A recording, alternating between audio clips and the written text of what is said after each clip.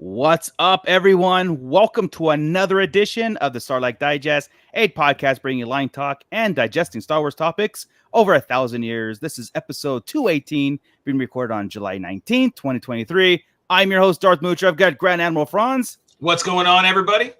I've got Bootleg Joe. Hey, yo, everybody. And the other two are in San Diego Comic-Con. Ernie's going to be out there, and Scott's out there right now. Yeah, they're enjoying the Comic-Con that's out in San Diego. Scott may be popping in here and there and fully decked out so we can say hi to him and wave, but maybe block him quick. Yeah, we'll just, if he does that, it's totally rude. I'm just kidding. But before we get into all that stuff, I'm going to kick it over to Chris so we can shout out our Patreon and then go see who is in our pit. So, right Chris. on. Hey, guys, and thank you, our Patreon patrons, for all you bring to the show. We want to call you out right now. We have AJ from the Forbidden Panel, Flavy Davy, formerly of the Nerds with Attitude podcast, Gavin Connor from the Holy Hour All Cure podcast, Cliff, Brennan and Anya Epler, Dennis McGrath, Justin the Vanilla Thunder, Mervine, Don the Dead Dorn, Don and Brady of the Escape Pod podcast on the Red 5 Network, Matt Logic, Ryan and the Star Joe's podcast, and Eric Grubb. Just thank you all so much. We appreciate you. And if you want to join, you can hit that little QR code in the bottom right or check us out on the Sarlacc Digest on the Patreon. Beautiful. Yes, thank you so much, everybody who supports us every month, and especially everybody that's been chill out in the pit there. Again, I only see a few people in there now because I'm hoping that they're in there, watching the essentials of Rebels and Ahsoka and getting ready for Ahsoka, because we got 35 days away for Ahsoka, so I'm hoping that they're, gonna put us on pause and then go watch, they're catching up on Ahsoka and then come back. And I think people might be scared because we put this out and it might look like a scary negative turn on our attitude, and let me assure everybody it's not. We're dropping science tonight. Yeah, so facts. That's what we're doing. Yeah, we brought the maths in here. So but yeah, just to call out the pit real quick, we got Don the Dad Dorn in there, Gavin Connor, Santo 1414, and Matt Logic 44. Welcome, y'all. Nice. Yes, Don, 35 days to go before we get into Ahsoka. Of course, yeah, everybody. This is gonna be fun because we love Star Wars, and like Chris said, we've got a kind of like a little bit of a plan going into today's show. It's a little bit different. We're in between shows and whatnot, and yes, we have the essentials, like I said, the Rebels and Ahsoka to recap and watch, and we're gonna do that. Trust us, we're gonna go. I think starting next week kind of starts breaking it down, right? Yeah. We'll do Heir to the Empire stuff, and we'll do Rebel stuff. 100%. Getting ready. Because we'll be a month away, Yep. So it'd be very important. But, a past couple shows we've been kind of giving a little bit of spotlight to some of the rumors that have been out there about like Kathleen Kennedy being fired, George Lucas taking over, blah, blah, blah, blah. Disney's in trouble, blowing up everything. And, what we do here is we look at them and go, okay, where can this come from, right? And how we do things here, we look at, like I said, the facts, the numbers, the math. Okay, where could we sit there and look at the actual numbers and the actual performances of Lucasfilm pre-Disney takeover and post-Disney takeover, right? And kind of like justify where, hey, leadership isn't doing its job, or look, everything's there. It's just that people's opinions are kind of skewing the perception that's out there, right? Like that's. Yeah, and that's where you get these rumors, and I get people like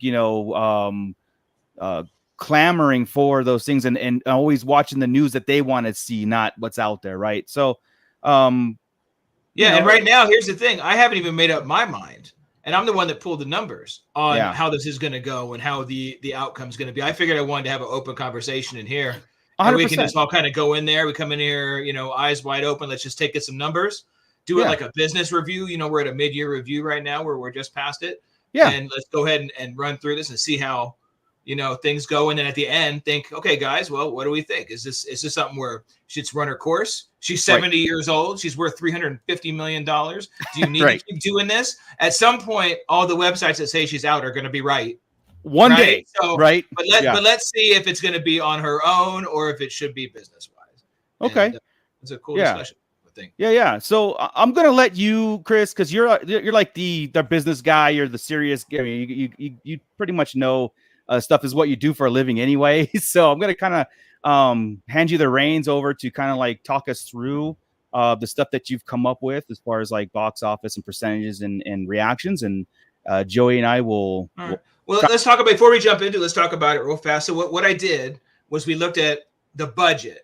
Okay, because I thought that was important to do, because there's going to be a adjusted gross income or adjusted gross, and I didn't do that, and I did because in order to do that, you'd have to adjust the budget too, and I just wanted to see the percent profit. The I percentage, wanted to see what, right. and how that worked for each trilogy, or what even happened pre Disney acquisition and post Disney acquisition, to see how it performs against it. Obviously, newer stuff's going to make more money, but let's see what inflation it was versus budgets. The percentages, right? Because we talked about a couple of times. Remember when we were growing up? Once you hit $300 million, that was like the big deal, right? You're like, oh man, that movie's going to hit 300 million. This thing is it's the big one now. And then Force Awakens has 2 billion.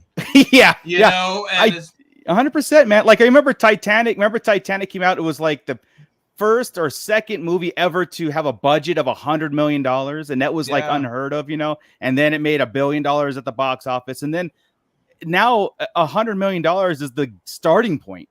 That's an indie film. It's an indie film. It's like, all right, we're gonna do this little in the woods kind of movie. How much do we have? Well, we need $100 million to start, and then we're gonna go from there. It's like, so how much money does this stuff actually need, take, and make?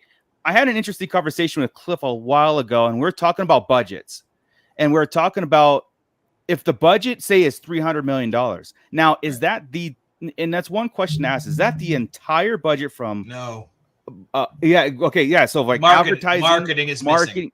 So so I always thought marketing was included in these huge inflated budgets. No, as a matter of fact, that came up because I was looking at Lucasfilm stuff all in. I wasn't just looking at Star Wars, right? This is a Kennedy job review. So And you notice that you'll see that the Dial of Destiny had a huge budget, and it's very clear that it's not, and that they spent a lot of marketing last minute.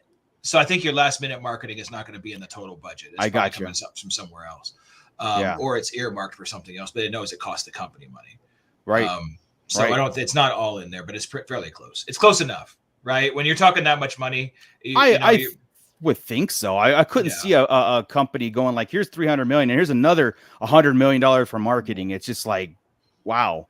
I mean, like I'm sure like budgeting 20, 30 years ago is different to the amount of profits you would make compared to budgeting for as today.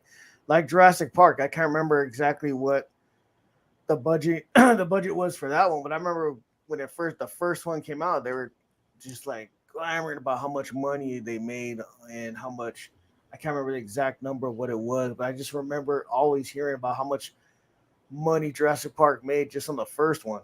Right. So I'm pretty sure that the budget wasn't anywhere near what the budget of like something like Indiana Jones is today. Right. So imagine the amount of the profit that it made. You'll see in a second. We went through it from 77 to now, how it changed and how ridiculous it gets, really. Yeah. But that's why I was jumping percentages, right? Because in a minute, you're going to see, say if it's a $10 million budget and you make $500 million, versus a $400 million budget and $1 billion, your percentage is going to be higher on the first one. You just, you make more profit on the other one, but your percentage, you just perform better versus your budget. And there's good points to each. Obviously, the bottom line is you want more money. Oh, yeah. But, and then the question is, what's the percentage and what's the profit margin to be successful? That's the right. You've got to, you figure you want to make your money back, right? And I would figure about that, probably, I would think 100 million, how about this? You would get that back and double your budget. Right. That's probably what I would think. Get your money back and then make your budget again. That way you double your investment. I think that's how I would look at it. But maybe companies like, okay, if I can make any money on it, 10%, 25%, whatever, it's a success because I made my money plus some. Like if you go to gamble and I bet $1,000 and I come out with $1,250, I'm winning. I got you on mute. And if I do that over and over and over again, I'm churning out, and we're talking millions and billions of dollars with them, right? So you just keep doing that formula 30 times a year, Yeah, because we keep hearing about a bomb. Like, what constitutes a bomb these days, and what constitutes a bomb back when we grew up. So, but right when here's Flint Solo over there calling in from San Diego Comic-Con, and Joe's Kevin Williams over there. What's up, guys? Calling in to say hi. Yo, Joe and Cobra. Hey, Star Wars sucks and G.I. Joe ruled. Drop him. Okay. Well, bye, guys. We'll see you later. only Cobra deals in absolutes, right? Yeah, you're breaking up. Yeah, breaking up. Yeah. Okay. I'm gonna remove you guys. I can't hear you. So, but you look fantastic. You look dope.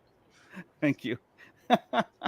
Oh man, but yeah, but also the Nerd Alert checking in too. So yeah, it's so funny. Like the conversation is funny to talk about these kind of things, right? Because again, normally we don't. We are into the story and the graphics and all these things and our entertainment and stuff. But every once in a while, we have to take a step back because the reality is it is a business, you know. And if the business isn't doing right, and then we have no more entertainment. So, it tells us where our favorite things are going to go, and we find out what's more important. Is it bottom line or is it audience sentiment? You know, what's more important to them? And it could be, or is it both? But to us, it should be audience sentiment, but we have to look at it on their point of view too. If it's working, it's working. You know, that kind of thing, or it's not, it's not. It's it's like this. If the audience sentiment is like, oh, Kathleen Kennedy's ruining everything. And everything she's touching as well, and she's fighting with everybody. But if they keep hiring her or keep renewing her contract, then there's some kind of review that goes on like this, right? Every quarter, and she sits down and they look at her numbers. They're all, "Oh, you're good across the board. You just made us, 0.9 billion or 2.3 billion this year. I'm good. Have a good one." Sentiment be damned. I mean, money talks. Since 1980, whatever. Yeah, she's 70, guys. Yeah, it's so funny. Like growing up, I don't remember. Well, we weren't involved in a lot of the like the money stuff like that. Right. But I don't remember actually anything becoming a bomb. Like besides Ghostbusters 2 is the only thing I could think of that was kind of like besides Waterworld. Oh, Waterworld. Maybe it was like the first one. Was like we heard like the Hollywood bomb. Yeah, they spent that $100 million that went to shit. That kind of thing. Right. Right on. And I see we have Ro jumping in here now, the Scarif Scuttlebutt. Yes. What's going on, dude? Yeah, dude. The leader of the Red 5 network. That's right. Right on. And then so let's jump into it. Let's give her job review and let's see what's going on. That's right. Let's see where we stand. So I'm gonna say, hey, Kitty Cat, come on into the office. Let's have a talk about your review right now. See how it's going. How you feeling? You good to talk right now? Good. Tough shit. Now I'm really busy about Disney like canceling. Tough. We're gonna talk about it now and see if you're keeping your job. Let's go. Let's jump. That's right. So we have a couple graphics that are on here. So Chris, I know you just have to tell me which ones you want me to pop on the screen. Put the money up. Let's start with money. The profits. Okay. Yeah. All right. So this is what I did was I went through all Lucasfilm profits, and then if it's highlighted blue, that's post Disney era. Okay, to see what we're talking. Now you're gonna look at A New Hope in 1977. The budget was $11 million. That's crazy, dude. Okay, 11 million. And they made 775 million, right? So a $764 million profit, about 60 times. Okay, right. So 60 times the profit, you're good. Okay, we're excellent. That's the highest one of all of it, and I don't think that's any question why. Right. Okay. Empire, which we all think is the best one, and we'll go into that in a minute. Right. 28 times profit. Right. A lot less. So it starts going down. And look at return. So we're dropping from 60 to 28 to 13. You know, so that's normal right there. Look at the prequels. These are George Lucas era type stuff. Okay. Yep. We jumped from 11 million to 18 to 32 million dollar budgets. Look at that. Then we go to 1999. Okay, 22 years later, we have gone up 114 million dollars. The norm. Yeah. So that's got to be because of CGI, right? Yeah, that and the actors, man. You got to pay all these actors, the CGI, the technology, dude. Mm-hmm. What they put into these prequels, especially, it was all in.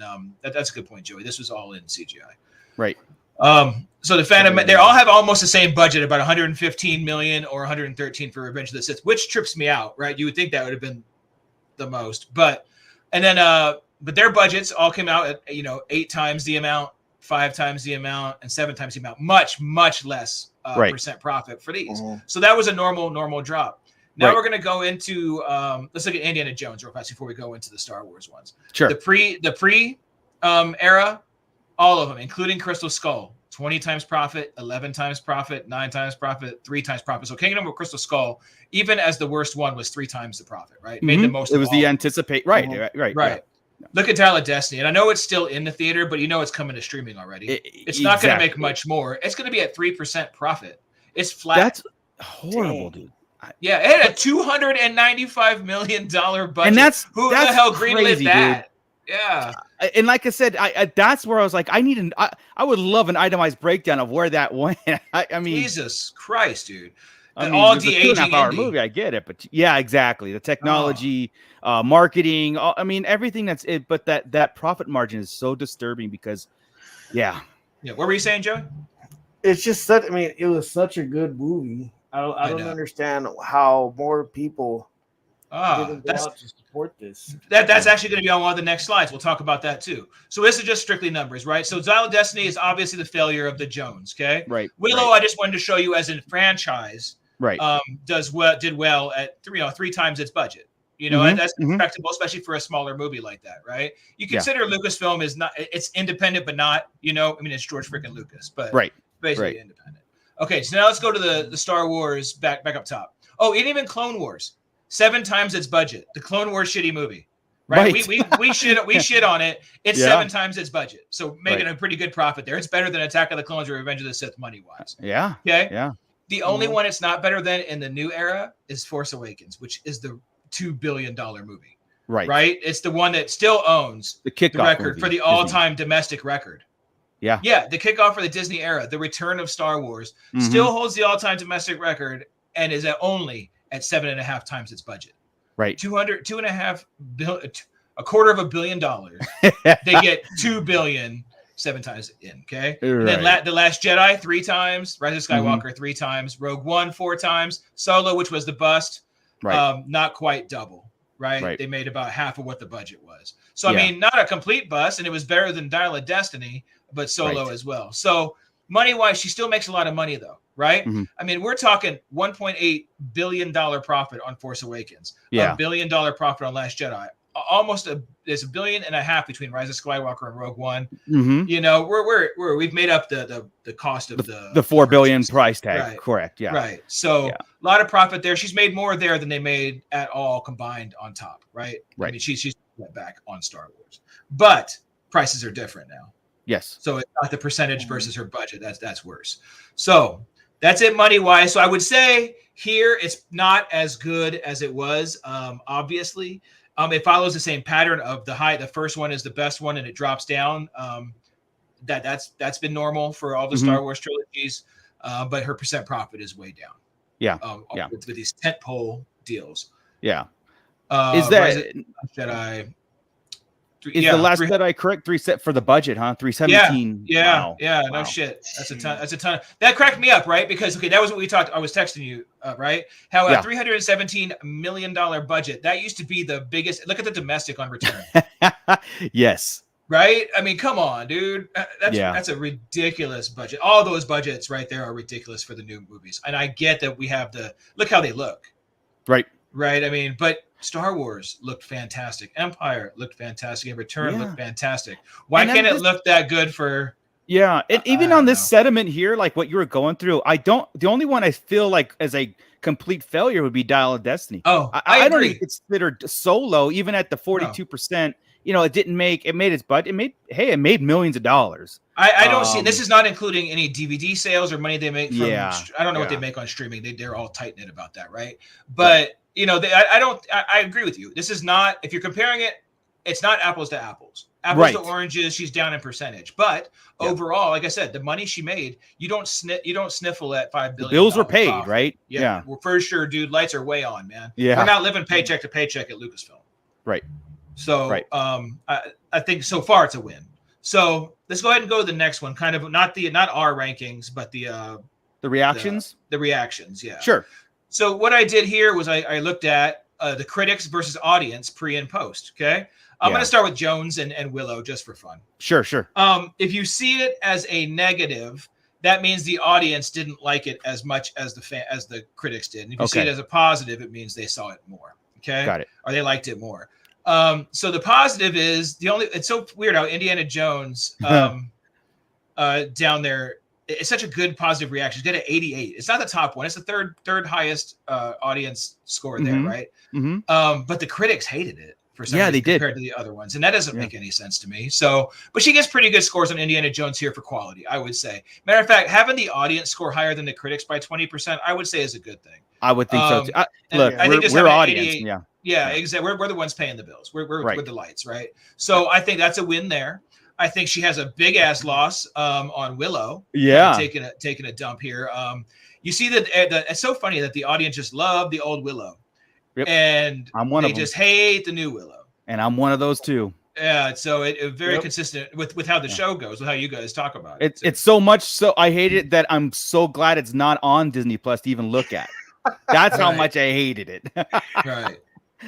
It's so bad. You're so glad they took it away. Yeah, I don't even have to look at it on I don't even have to go past. I don't have to bypass it. It's just not there. So now cool. The reason I made that note about the audience or the critics liking things more is I find it really odd that most Lucasfilm stuff, except with a couple of exceptions, is positive on the audience side. Like we like it more than the critics do. Like the critics are all over. Like they're more negative on Lucas's stuff. Yeah. But they're super positive on the new Disney stuff, and it's not working. Yeah, I see that. Wow. That's the Last Jedi be damned. I'm seriously that's a tell. I mean, now, okay, or is interesting. It? Because one of my things on that was I was thinking, is that a tell of that the fans are harder on the material, which is part of it, right? Or is it the fact that we just have more militant fans now that will attack stuff? I think that's it is too, because the critics don't attack like you're right. They don't they don't use the words woke, they don't use the words political and stuff like that. They just kind of like, hey, it was dull, slow pace, whatever. What the fans do is they, like I said, they don't like it because of whatever today's talk is going on too. So they do add that into the sentiment. Like Dial of Destiny, I've seen a lot of people like not even want to see it just because their perception of it being in the Disney franchise, they're automatically not going to like it, but they haven't even seen it. And I think that has a lot to do with that kind of thing where a lot of people did not like the Disney takeover of Lucasfilm. And I think it's already like, if they don't come out swinging out of the gate, then I'm just going to hate it. And I'm going to throw all these things in, and then I'm going to look at what's going on in the political world, and we're going to, add it, true or false, or if Disney leaned into it heavier or not. And if they did too much, it was too much of a pendulum swing that it just really made the audiences like really hate Disney for it.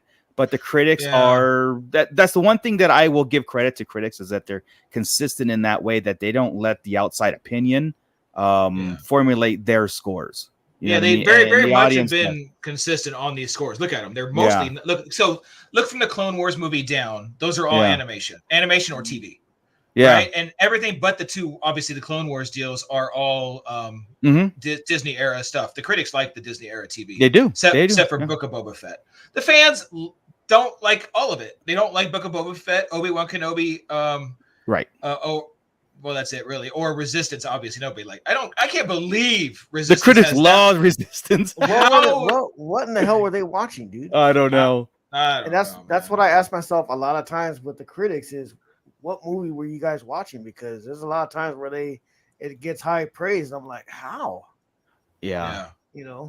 Yeah, that is wild to me. And look at Visions. Visions is wild to me. What a big gap that is. Yeah. Well, I guess both of them are Resistance and Visions from the critics to the audience.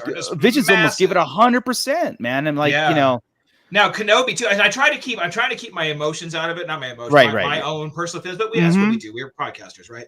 So I mean, Kenobi is a really weird one to me. That we have a 20% gap in critic and audience. Yeah, and I can't think of why it would be.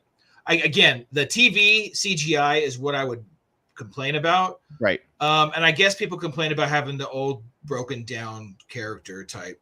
But I loved it. I don't get it. From what I remember, it was Reva. It was her character. Oh, and Reva too. It was the one that brought everybody down on Kenobi.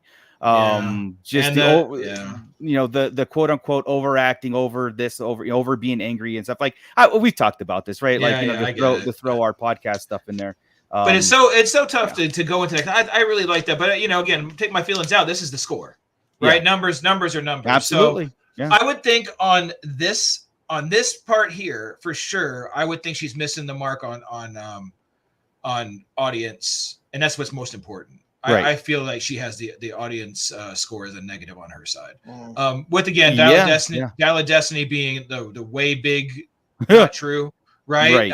And Rogue One and Force Awakens, all and Andor, all being very, very solid scores. The rest of them, I think, could be. And I mean, Rebels to a point. I'm surprised Rebels is down to 83, but I agree. That's not a horrible score either. But when you have 54, 62s, and that's a snapshot of today, because fast forward, I think a year from now, I think Rebels will be a lot more, because more people are going to get into it and watch it and have their opinions on it because of what's going on, right? Like, so this is like a snapshot of now and what's to come, because a lot of these things do get new life, and like for example, something might come out that might make Kenobi really bad, or a good, say like a season 2 comes out and it's all of a sudden like everybody loves it, even makes the first one, series kind of like stuff. So we have to kind of like, I guess, throw that with a caveat. Like, this is a snapshot of right now. Yeah. All right. Let's see. Let's so on this one, I say she takes the L here. She gets a W on the money and L on the audience. Yes, I agree. I so 100% agree with that. Like, so yeah. So I think so far she's tried keeping her job but not getting a big raise. So far. Yeah, I mean, if the like I said, if the money's there, but but people are bitching about the content, and if the money doesn't go down to zero, how can you justify losing a job, right? Like, you know what I mean? Like, if it was it's potential loss, right? Yeah, they're looking at their plus minuses, then they're like, okay, well, I have a risk factor of, if we keep losing money like this, I'm going to lose $3 billion in the next 5 years. That's different. Yeah, I could probably make an extra $3 billion for people coming back to the brand. Yeah, they probably have math doing that. And again, she's 70. Somebody's going to be right. She's going to bounce soon. And then 70 years old. She is worth 350. That's $5 million for every year of her life. Right. Why is she dealing with all this nonsense? Right. You know why? Because she doesn't look at the online bullshit, because she doesn't care, because she's got $350 million. Exactly. Yeah. Yep. So, all right. The one thing I think she looks at is the box office numbers. That's 100%. Yeah. 100%. That's all they do, man. Yeah. That's what, because they have to answer to Wall Street. That's all that matters. And that's why I say, when I look at this stuff, that's how I look at it. That's why when I start thinking about when everybody gets mad at Kennedy or Disney or whatever, hold on a second, look at it from a business perspective, because now you gotta look when you're in the boardroom or who you're answering to it, and what is it? Is it, hey, is everybody happy, or did you just make the stockholders happy? So Chris, how did you get the numbers regarding like Mandalorian? Like, these are all Rotten Tomatoes. So is it going by like all 3 seasons, or it's combined? It's combined. Okay. So one season would throw off the other. This is all encompassing.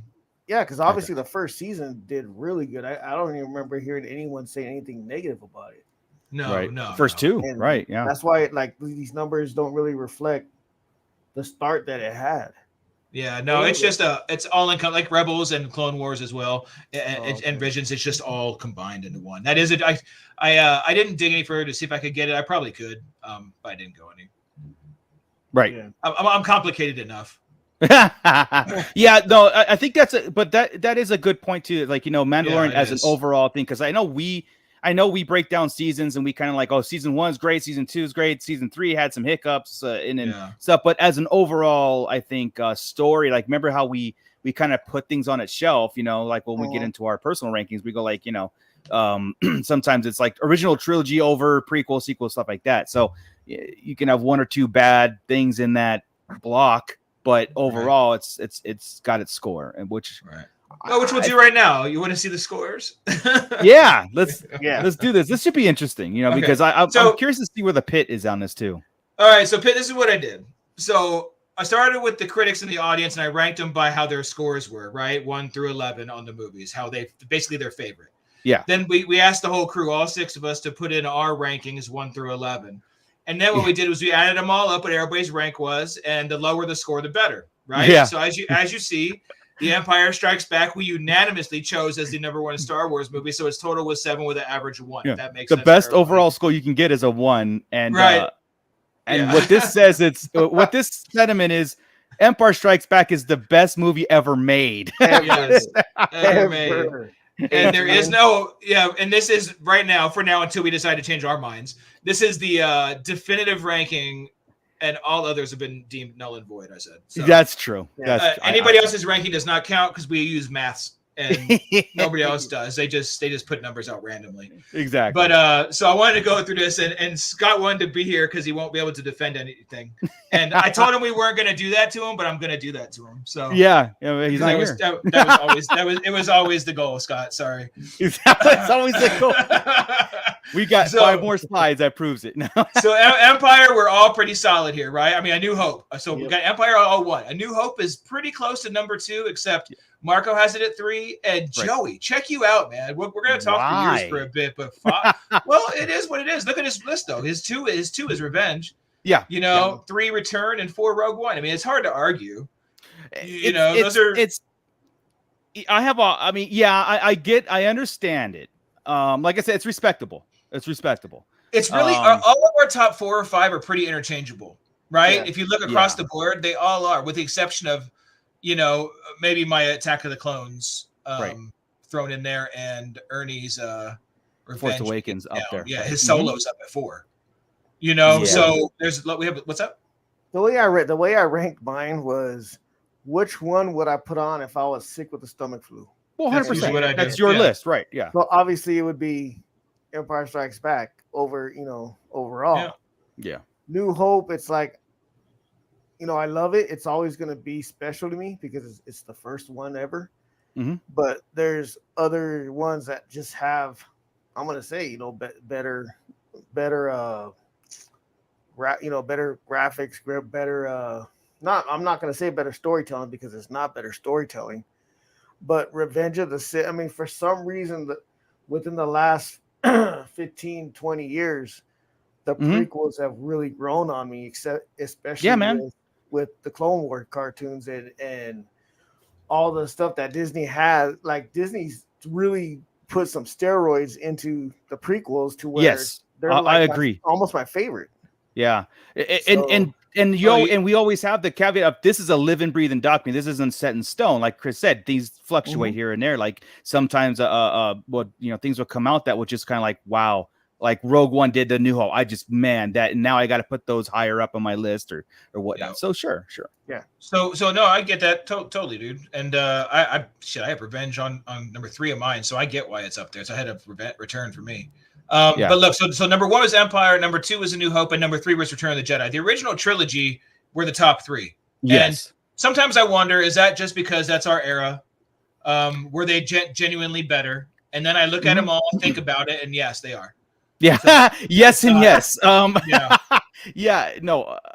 It's to me, it's a hard thing to put the original trilogy behind anything. But I absolutely would, I would if I really felt it. Like if Joey really felt Episode 3 is better than Return of the Jedi, then I did too. I have Revenge at 3 and Return at 4. Yeah, I feel the same way. I just get, and I know why you like Return. I get it. We've known each other and talked about this how many times. Oh yeah, we all know. Mm-hmm. Yeah, but check it out. The first Disney one, and undisputed, we would think would be Rogue One. Rogue One coming across audiences and us. It's a little higher on. You guys are mostly 4s. Got a 5 in there with Ernie, a 6 with me. Most of you guys are 4s with the audience, so it makes total sense. Yeah. Revenge coming in 5. I'm a little sad about it, obviously. And Scott, the pillar of prequel love that he is, has Revenge of the Sith at 9. That's baffling. What the hell? Had he put that at 3, it probably would have beat Rogue One. Had he put it at 4 or 5, it might have beat Rogue One. So Scott, you swayed the whole thing. Took the prequels right out of the running. Well done, sir. Way to go, yo, Joe. Joe. Yeah, exactly. You see where his priorities are. Right. What was that, Joe? I think that was on purpose. He did that purposely to right? wrench into the whole thing. Oh man, you can see how much he hates me. That's good. All right, so then Force Awakens comes up, and for the critics, it was number 3 and 5. For us, you can see how far it fell. Yeah, right. Yeah. For Ernie, down all the way to 10. Marco, Wow. you got it at 9. I do. Me and Joey at 7. I do enjoy some Force Awakens. Yeah. And Scott at 8 as well. So, but I thought that one was good because of the nostalgia gets you. It was a big gap, really well done, a fun story. I like the intro of Kylo. I don't know, man. I didn't have any problems with the Force Awakens. I still like it. And I was still, like, to Joey's point, if I'm homesick, I would put it on. It's not out of the question.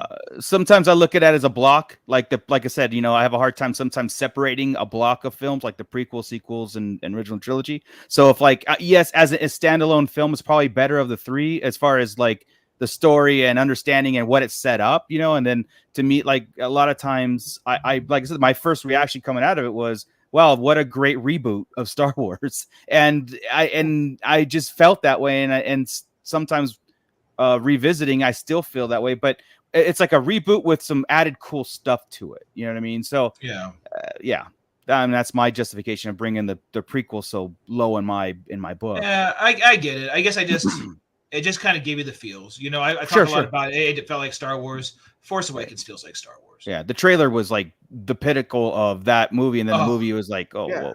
The hype for Force Awakens was amazing. Yeah. How about Solo coming in here? Now, it wasn't very far behind The Force Awakens either. And you can see that Joey is the one that hosed Solo. I mean, like, yeah. But you see, Ernie has it all the way up at 4, which is a huge he loved that movie, jump up, right? Yeah. And Scott and Marco up at 6. I mean, I have it at 8, and I love Solo. Yeah. Just there's a lot of good Star Wars movies. Damn it, right? They're like I said, in my little, there's like 3 movies that are almost tied. You know what I mean? And yeah. Joey, you just don't like. No, it's not to say that I don't like Solo. I love Solo. It's just that's like my 9 things my more ranking. That's true. So the worst Star Wars is better than the worst anything else. It's like that's right. If Solo was on at the same time as the Cosby Show, I watch Solo. The Cosby Show. Even knowing what he knows now about Bill Cosby, it's still. I don't even know. That was awesome. I love it. Love it. All right, here we go. We're gonna jump on to the next. So now we got 3 out of the 6 or 7, right? So 3 out of 7 for Disney era. And then Phantom Menace coming in now at number 8. I think we're all pretty even on this. It looks like 9, 8, 5. Scott likes it a little more than Scott likes it more. Yeah. Actually, that's pretty shocking since he doesn't prequel. Right. Man, that wasn't a typo because he put it in there with me. No, he would have changed it had it been wrong. Yeah. So he has 5. So that really brought that up there. You know what? He was just sabotaging Attack of the Clones. I can see it. Yeah. And then Attack of the Clones falling after the Phantom Menace. Now, what I'd like to mention here is number 1, I have it at number 5 because I like Attack of the Clones. Marco has it ahead of the Phantom Menace now. I do. Things have changed, and Ernie has it ahead of the Phantom Menace. I do. And I'm telling you right now, it's because of the Clone Wars. Yeah. The cartoon. That's what I figured. Yeah. The entire I see it as like I just changed perceptions of it. And it to me, like I said, I know Scott's objection to the Attack of the Clones is it's cringy. I don't think he objects to the story. I think he oh no, the story is great. It's the execution. I know right. So, but the thing is, there's so many scenes on every part of the prequels that there's something going on, and in the background you're like, okay, I know exactly what's going on behind. Oh, dude. Yeah, dude. There's nothing better than Clone Wars season 7 with the Ahsoka. Yeah. The 3 episodes of dude, when you know Revenge of the Sith is happening in the background, like you're saying right there, nothing better than that. That's the best. Right. And like I said before, my 6, 7, 8 are almost tied, dude. Solo, Phantom Menace, and Attack of Clones are like neck to neck, where I just had to put them in some sort of order there. Besides the pod race to me, because I love the pod race. The episode 1 has very, very. It was just weird. It's a weird movie to me. Yeah. It's a weird movie. But as you see, Attack of the Clones would have been up a notch, but Scott really just blew the curve on those 2, both of them. Way to go, Scott. All right. And speaking of blowing the curve here, Last Jedi. Look at this. Critics it was number 4 for the critics. The critics love the Last Jedi. They go 100% Empire, A New Hope, Force Yeah. Awakens, and Last Jedi are the critics' favorite.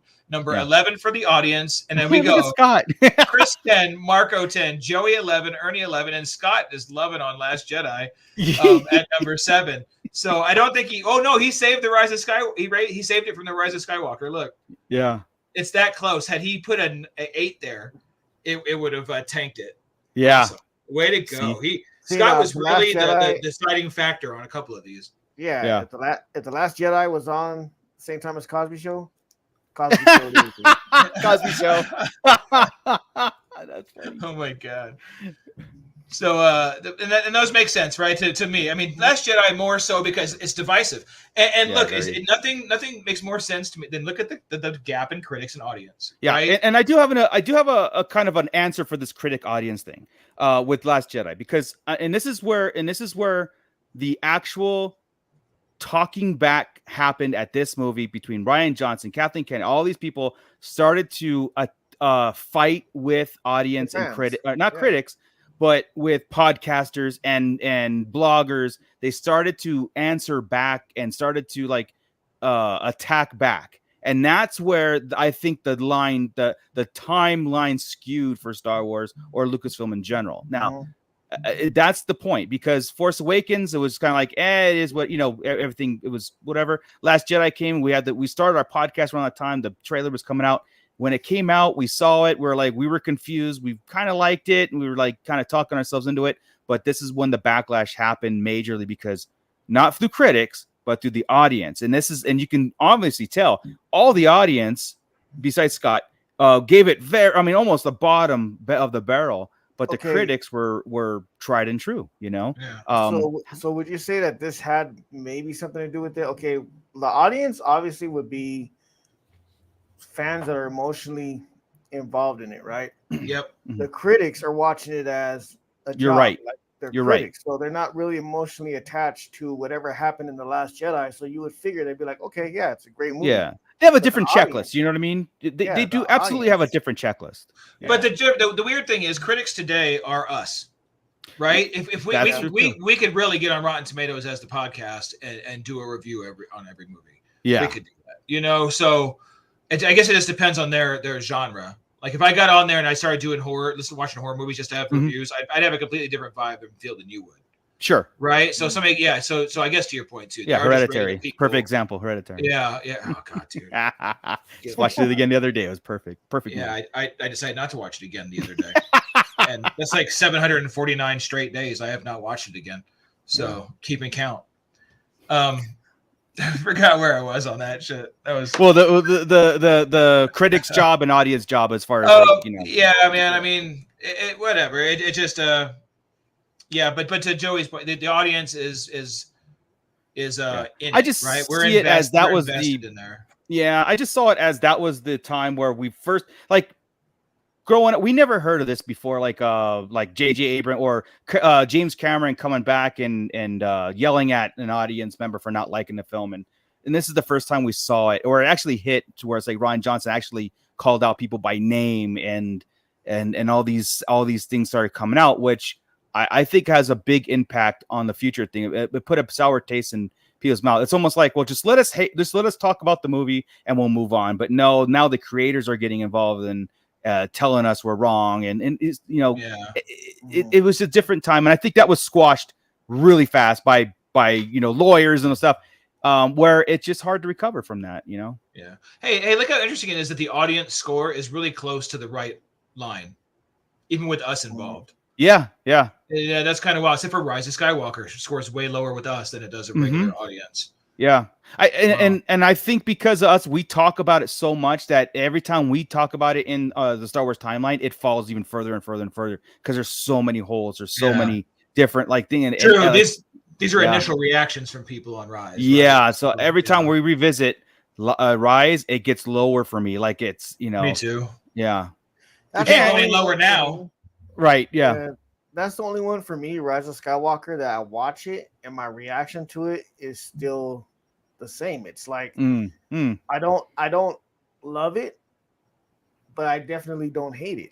Because there's a lot of there's a lot of good stuff in the Rise of Skywalker, but The Last Jedi is the one that I really didn't like it as much as I watched it. It doesn't change, but I mean, you and Ernie have the same sentiment there. I even bought I mean, the thing is though, even though as much as I didn't like The Last Jedi, I still went out and bought the DVD. I still went out and supported it. Yeah, of course, dude. You always do. And if we're doing a marathon, we're not skipping any of these. You know what I mean? Oh, they're all in. They're all in. Hey, so again, so on this real quick, just again, we're kind of 2 in the top half. 1 is the half, by the way. So let's call Force Awakens the average, right? Okay. Or the medium. Mm-hmm. So you have 1 in the top half, 3 in the bottom half. She's not doing great on any kind of sentiment. Correct. Even with us, for the most part. Right. That she has a gap in there. Rogue One being the outlier. Force Awakens kind of in the middle, and that's probably because initial reaction was very, very much. I agree. Is what it was. So I think the Force Awakens would probably go down if it were released today, into that bottom. So I think we got to fail on sentiment. So overall, you can probably drop the slide. Well, Force Awakens was our first date. That was our first date with the new girl, and of course, it's gonna have high praise. And then, it's the first movie in 30 some years, 33 years, second and third one was the ones that were like, so that's when we started concentrating on the story, and you know what I mean. Chris, you know that well, first off, thank you for putting all that together, because it is cool to revisit, because the goal here is to put it in a perspective of, just like you said, if it's a job review and your job on paper, if it's looking good on paper, why should a company fire that person just because the product is not well received, but the money's still there? What I try, and here's what she does: there's risks that they take, right?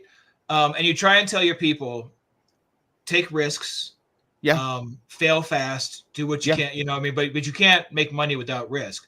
So she's taken a couple of risks. They've done a couple of things that maybe shouldn't have been the plan.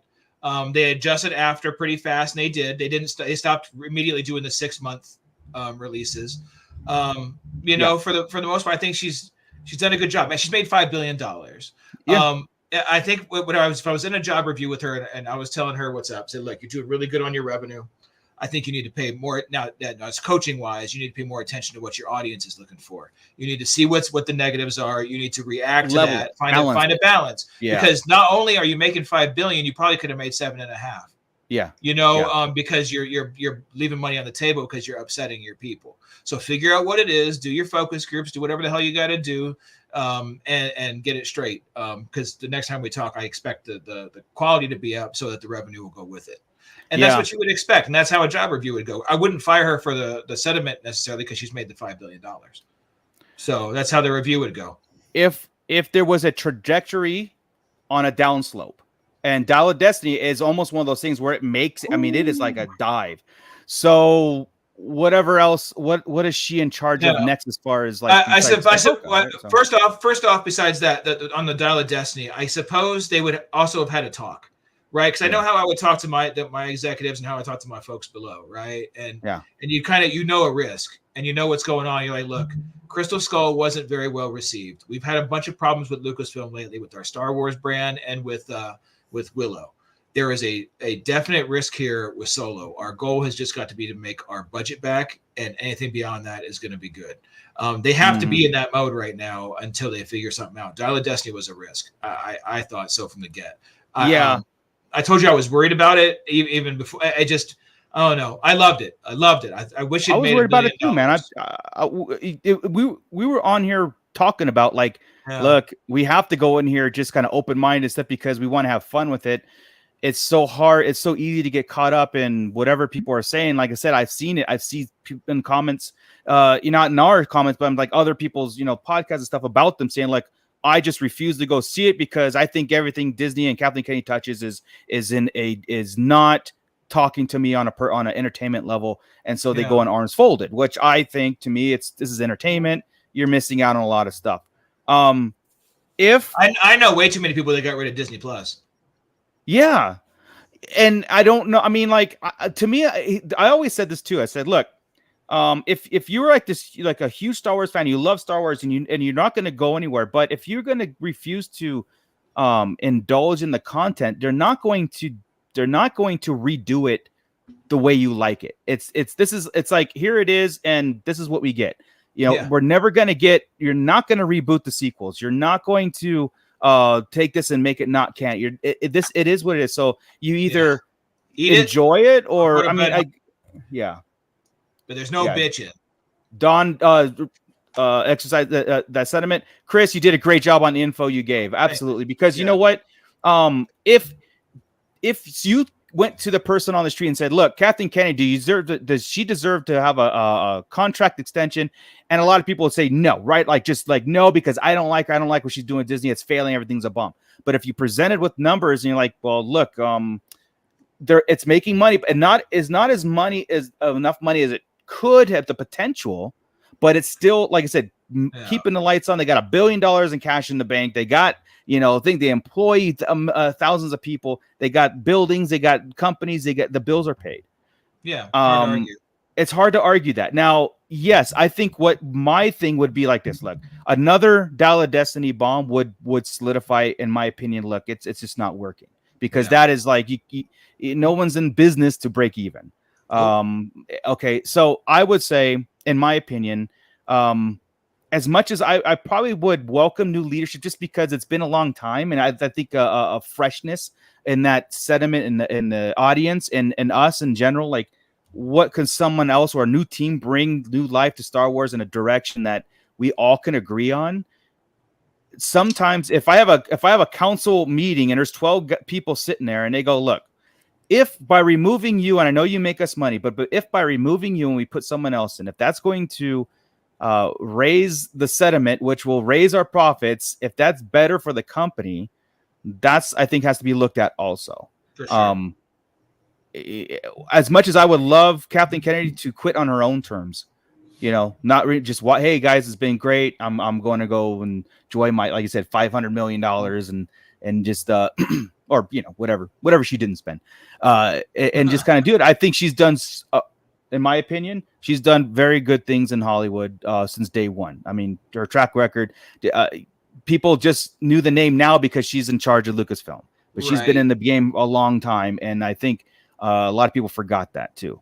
Without her and her expertise in it, we wouldn't have 90% of the films that we love today. That's a true statement.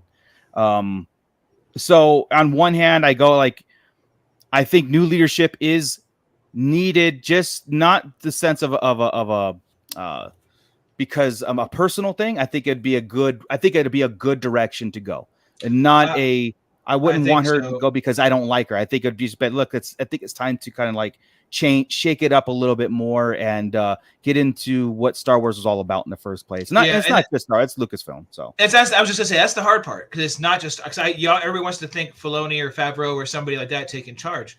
Yeah, and that's the problem, is that it's all of Lucasfilm. I guess Favreau could do it as long as Filoni was in charge of Star Wars. Yeah. But that's, who else would do it? And then I think she's 70, so I would like somebody from our generation, because I feel we have a different connection to Star Wars. Get somebody in that 40 to 50 range, a little bit older, a little bit younger. But I mean, not to discount anybody else, but I just feel like that Filoni is that era, and that's who I'm pointing to, really. Well, us or Filoni should be. Yeah, pick one. This whole thing has like such a familiar structure and thing that's going on right now, like in sports, right? I know I gave an example earlier, but there's an even better example with the Raiders right now. Mm-hmm. Okay, they brought in this new coach, and he came in and just got rid of a lot of good players, he traded away a lot of things, and it was a new regime, right? And I know Kathleen Kennedy's not a new regime, but she changed things thinking that it was gonna make things better. Yeah. And he pretty much did the same thing. He got rid of a lot of fan favorites. He did a lot of things to piss off a lot of the fans. So now he's in this year to where it's, you either produce something, because you can't even produce a winnable season. Yeah. Or something's gonna happen. Like, it's already been said that if you don't produce something, something's gonna happen, because you did a lot of things to piss off the fans, and that's who pays for the seats to come into I mean, to the at stadium the to end of the watch. day, yeah, it's not sponsors, it's the fans, it's Mhm. us. I mean, it's at the end of the day, and I think And you there can't. has to be a change. Yeah, And see, the thing is with this coach is he has a lot of history with winning championships, so you can't yeah, I know. say, well, yeah, she's made a lot of hits and a lot of great things in the Yeah, past. Same thing with this guy; he's won 9 Super Bowls, yeah, and because of that, you can't just keep on saying, okay, we're gonna give yeah. you chance after chance after chance to Bob do it, and it Iger won't happen. came out when we came back to Disney. He came out and he said, "Look, we're going to do stuff, and we're not going to please everybody. It's impossible. We can't, and so we're not going to even try to please everybody." And I think that's what they tried to do at the first. It's like, look, let's just do this thing, and we're gonna put everything in the pot, and everybody's gonna be happy. And the world we live in, it just doesn't happen. We can't get people to get along no matter what. I mean, the human race is a cliquey race, and we like what we like, and and sometimes it sucks. It really sucks that way because we love to live in harmony. It'd be great, but it just doesn't work that way in pop culture and entertainment. It just doesn't. See, I'll Hey, be real honest. quick, There's a lot of and John stuff is I asking. don't agree with. There's a lot of Hold stuff on. I don't agree with, like as far as the politics and all that. But that still didn't stop me from going to see Dollar Destiny because I kept hearing the same thing too about Sure, man. Like, the hey, dude, negative and stuff. And you're I shooting even yourself in stayed your away foot if from, you don't, I even right? stayed away from all the internet stuff because I was like, I'm gonna go Yeah. in here with a clean slate and I'm gonna go Yeah. watch this because the Indiana Jones, the Indiana Jones product, it's always been a favorite of mine. Yeah, of course. So I'm like, I'm not gonna listen to all that just so and not go see it. So I went and saw it, and it's one of the best ones I've seen. Yeah. To me, in my honest I said opinion, you it's one of shoot the best yourself ones in your I've foot seen. when you go into attitude with arms folded, man. They're Right. not going to do it again for your to make it the way you want it. I'm not going to go see that movie. I'm getting rid of Disney Plus. But cool. You're missing a lot of shit. Exactly. Right. What are you doing in life? Right. Hey, Don. Yeah, nothing's wrong with the 70s. It's just retire. She's not giving me. She's giving me 100% of what she's got left in the tank. Right. I just put in somebody's got a little bit more left in the tank that grew up on it, like literally grew up on it, like and didn't. And that's kind of where I was trying to go with the era part, right? Because I feel like if it's too young a group, they want to change too much, and I just don't like that much change. I agree. I agree with that. I think the Filoni, he's in that era, man. Yeah, and that's and to throw it out there too with the audience, it's like you come from Lucasfilm and you're going to the Lucasfilm with the Disney umbrella. George Lucas didn't have nobody to answer to. He actually did it to himself. He went independent. He paid the fines to get out of there. He paid his dues to get out of the Hollywood and made it independent films, which were Star Wars, right? And having Star Wars to continue. And I remember saying this before we even did a podcast. I'm like, look, there's going to be restrictions when you have a company like Disney taking over Lucasfilm. I don't remember there being a huge backlash about Disney taking over. So I thought a lot of people applauded. They're like, great fit. This is awesome. They're going to do so much with it.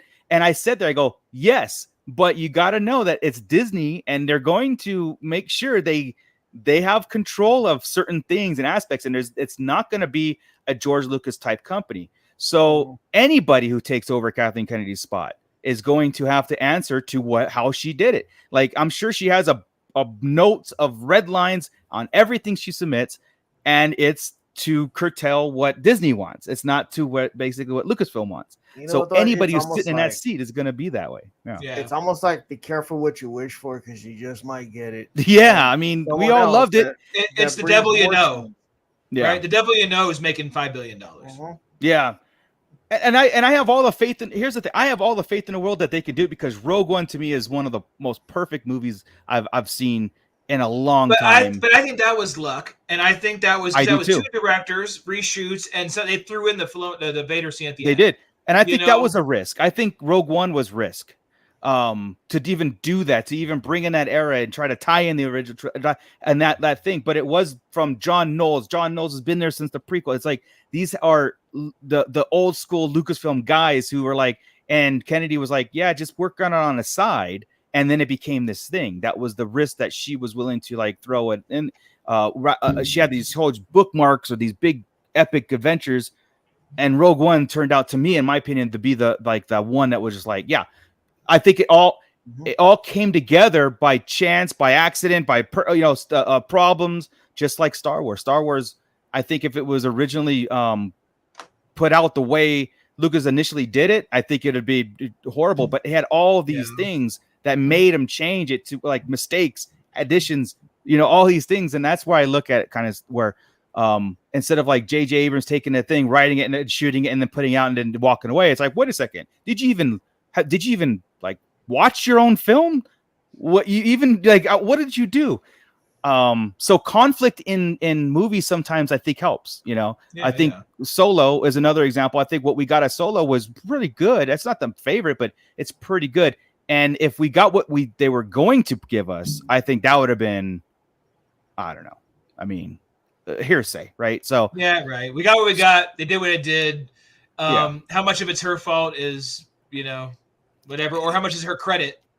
The audience thinks it's all on her. But again, if we give her shit for the audience scores, we have to give her credit for the critic scores, and we have to give her credit for the money. Yes, right. I do.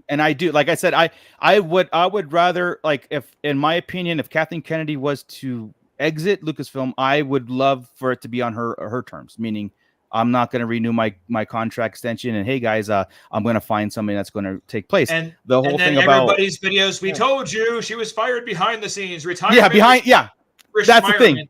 It's behind the scenes. Yeah, she was forced out. They told her that's my way or the highway. She walks away and just says, "I'm going fishing." I mean, and nobody will believe it. She's 70 years old. She needs to walk away. And that's not a rude thing. That's just, at 70 years old, I'm not working. Yeah. Hopefully, God. Yeah. So we'll see. Like I said, the Dial of Destiny is the one that really threw me. I thought we were on a kind of a good cloud that as far as like, this is cool. I know like Disney Plus is a whole different animal, and Marvel's going through the same growing pains as Star Wars too. Iger's note the other day, they made it sound like it was a bunch of Star Wars by how he said they were going to slow down things. It was everything. Okay. Yeah. And it was everything, but it was mostly aimed at Marvel. Like they had saturated Marvel. They had overdone it on TV, overdone it on movies. He said they were going to slow things down. We haven't seen a movie since 2019, dude. Right? Or 2019? No. 19. Was it 19 or was it 18? No, 19 was the last Star Wars movie. Rise of Skywalker. Yeah. So, we get a big gap in there. The TV shows are twice a year. I don't think he's talking about Star Wars. And I think it's gotten nuts. Yeah, and I think it's backtracking on what they mentioned before about the projects that were already announced, meaning like, look, everything's still on the table, and Iger probably like, look, yeah, Lando's gone, Droids is gone, Rogue Squadron's gone, Feige's or Rian Johnson's trilogy, just the stuff that we have announced, like Filoni's movies on, Mangold's movies on, Ahsoka. The three movies are your focus. That's and I think that's where you're gonna see this bubble and this thing going on, and then it might just. Hey, I'm all for if they do less but better quality. I am all for that. I mean, too. Come on. Yeah. And it makes better sense because if you run an organization, again, you don't want to run one that's working. Okay, and I'm in charge of all of them sitting there going, okay, I've got 3 TV shows over here. I've got 2 movies working over here. We also got to be in charge of these books and these comics. We got another animated show we're trying to work on and some kids things. For the YouTube channel. So let's make sure get out of town. Dude, we don't even keep up on all that. We don't. I know we try. We don't make $300 million a year, but still, it's What's up, Mando? Mike checking in on the pit. Hey, Mike. He's also saying that we need a 10, 11, 12. Maybe. We'll see. We'll see what this Rey movie does, and we'll see where. I'd rather just never have a number again and just start calling them. I'm cool with that too. Yeah. Even if it's a Rey trilogy, don't number them. Just call it Star Wars. Put a title on it. Star Wars. Put a title on it. Star Wars. Yeah, Dawn of the Jedi. It's New Jedi Order. It's already done. Yeah, that's what I meant. New Jedi. Yeah, exactly. Yeah, exactly. So I guess they did name it, but that's his name. New Jedi Order. Yeah. I don't want to hear 1, 2, and 3. Yeah, I don't want to do that either. Don't put limits on that. Do a colon and whatever the real name is. Like make it long. Agree. Star Wars. New Jedi Order. Blah blah blah. Ray Palpatine. No more Ray talk. Ray's going to be fine in it, but no last name talk. Yeah. It can just be Ray. Yeah. So with that Iger comment, I agree with that. I think it's just kind of trimming the fat of everything that they threw on the wall, and I'm cool with it. That was a money grab, and if I would have done the same thing for this, and I had the Disney Plus numbers, I would venture to say you would have seen a low critic score, a lower audience score, and I would think the money and viewership would be down. Yeah. Because the quality's gone down, the writing's gone down. There's a couple good things in there. Guardians obviously was great, but there's other things in there that just suck. Secret Invasion's pretty good. Secret Invasion is bringing it back up for me, but everything in between was kind of like I'm just not interested. But so to his point, we're getting wore out on it. There's not much else you can go. Deadpool hopefully wakes it up for me.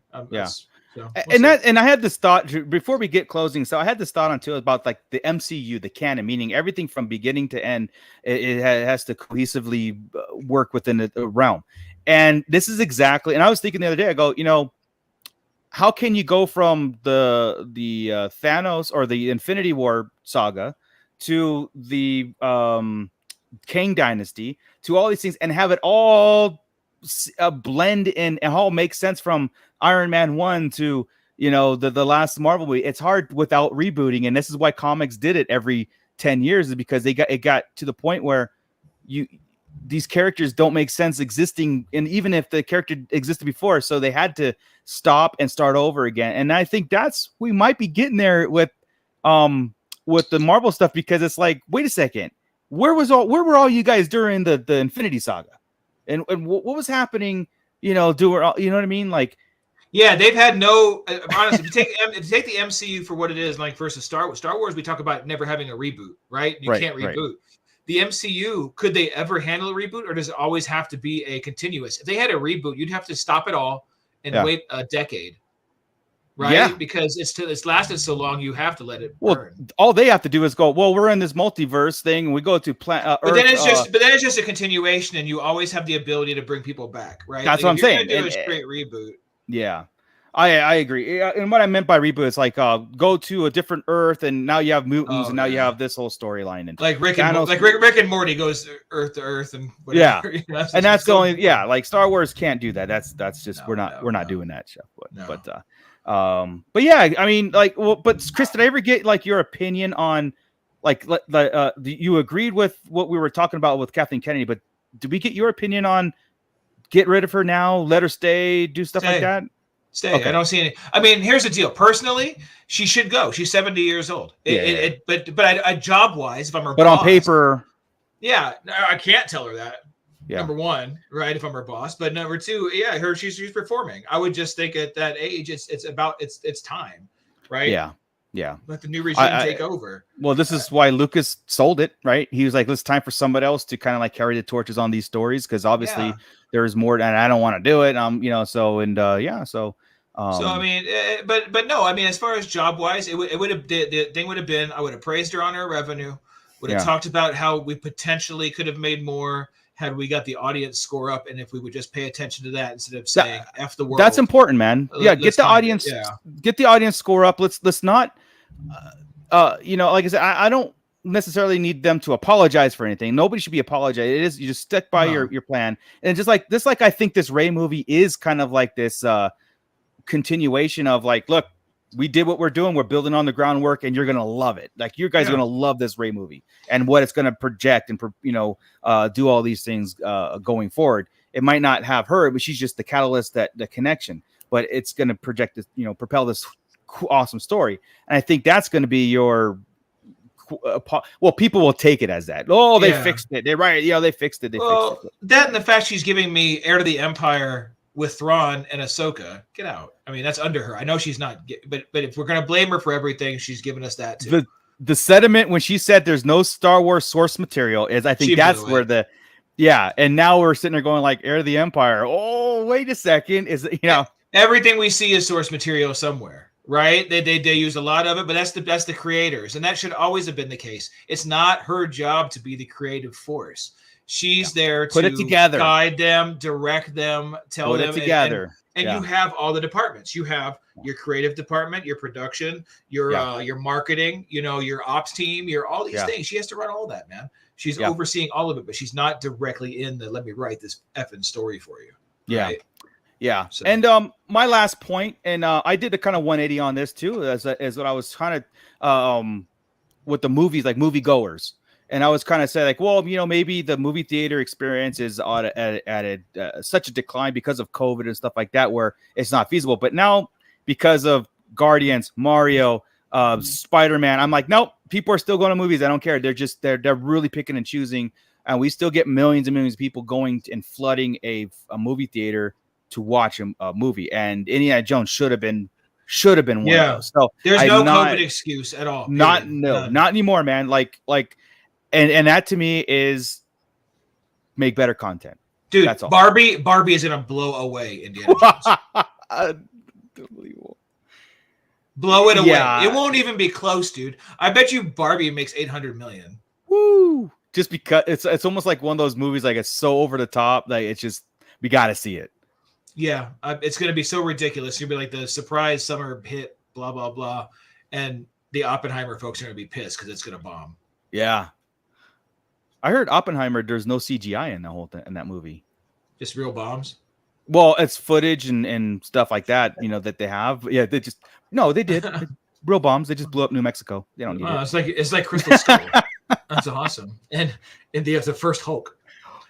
Okay, maybe there was some creative filming involved in it, but I don't think. Yeah, we'll see. Yeah. It's real nuclear explosion. I really want to see Oppenheimer. I do too, man. I dig his story too, because that's the whole thing about the just like what's the name from Jurassic Park? Just because we can doesn't mean we should, kind of thing. And instantly regretting I just changed humanity forever in that moral dilemma of like science and power and destruction. But yet it could be good, it could be a good thing moving forward when we get into like nuclear power and all that stuff. It's going to be a good movie, man. Like I'm sure it will, but I'm going to see Mermaid Ken, John Cena before I see it. I'm sure. Are you going to go to the movies there and watch Barbie? Are you going to watch it on Saturday before I see you guys? Yes. Woo! Oh my goodness. When I see you at the social, it'll. Okay, I'm gonna pick your brain, dude. I swear, because on Chris's recommendation, I will go watch it if Chris says go. If it's good. Oh yeah. Oh, well, hold on. Give before we go. Put Mike's last comment on here so we can just yell at him and. Which one? The Guardians? Yeah. Oh, okay. Where is it? Guardians and thought it was hokey. Come on, dude, hokey. Even if anything's hokey, it's the Christmas special, and even that's awesome. That was hokey. Now kick Mike out and ban him. Yeah. Get out but in our world, hokey is a good word. It's not a bad word because he doesn't know he says hokey in a good way. Oh, that's hokey. Yeah. Hey, Joey, I like your shirt, man. That's hokey as hell. I love it. Monsters are hokey, and it's a great thing. Oh, I guess it is. That didn't. Well, the old monsters would be hokey, right? Yeah, they're serious. Yeah, exactly. Michael is checking in. Hey, hope you guys and the fans are doing great today. Thank you so much, man. And keep us updated on your family, dude. Like we want to see if things are going well for you. Just see here. Just I mean, it's good. I'm not gonna put Mando mics up there because we're not giving the time of day after that comment. But no, I'm kidding, Mando. Girls want need a movie. If that's the Barbie, yeah, I'm gonna go on Chris's recommendation. Chris knows my taste in movies and my sense of humor and stuff like that. And if I am not a serious person. I love all things, goofy stuff, hokey stuff, serious stuff. Just no country and no rom-coms. Okay, all right, and then we're straight. So. It looks like it might be just ridiculous enough to warrant to watch. So we'll see. Yeah, Mando Mike. Okay, now kick him out. Yeah. Now, why has nobody banned him yet? Why is nobody banning him yet? Oh man! All right, guys. Well, let's get out of here. I think that was fun, dude. Like, we'll definitely have to look at it deeper like this. And I implore everybody to tag other podcast shows that do these firings, all this stuff. Tag this podcast to their comment sections because I want them to react to kind of like. Instead of us saying our sources say this is happening and people are fist fighting in Kathleen Kennedy's office and they're killing people and they're putting eating babies and and all that stuff and we actually come from a little different direction. If those rumors were true, you would be hearing like what happened to Leslie what's her name from Acolyte? I thought she got fired. She just did this huge article in Entertainment Weekly, like recently. But fire directors don't do that. Like this is the problem. You know what I mean? So madness. Yeah. You don't get fired when the job's done. Yeah. Right. Yeah. Yeah. Exactly. Michael giving us an update on their upcoming baby. We got the spina bifida test back negative. Awesome. We listen to babies. Abigail's heartbeat every day.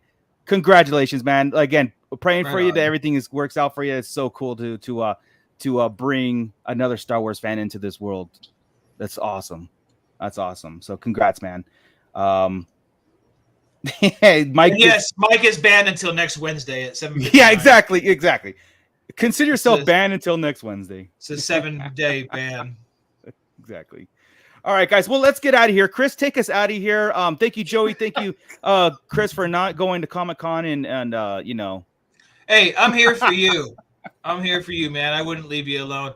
But hey, everybody, thanks for joining us this week. Again, thank you to all of our Patreon patrons for helping us out and supporting the crew. Thank you, everybody in the pit. We love you all. Couldn't do this without you, and we do love talking to you every week. Remember to bring your friends each and every week because, it was small but mighty in there today, right? Yeah. And I know our live shows when the shows hit are the we have a strong replay crew also too. But also replay crew. Try to come in live the next few weeks. We're getting ready for Ahsoka. We're going to start hitting Heir to the Empire pretty hard. We're going to hit Rebels pretty hard. We're going to get into Ahsoka's life pretty hard. So let's get ready for that. So as far as socials go, you can find Darth Moocher at Tashi Station Emporium, our wonderful sponsor.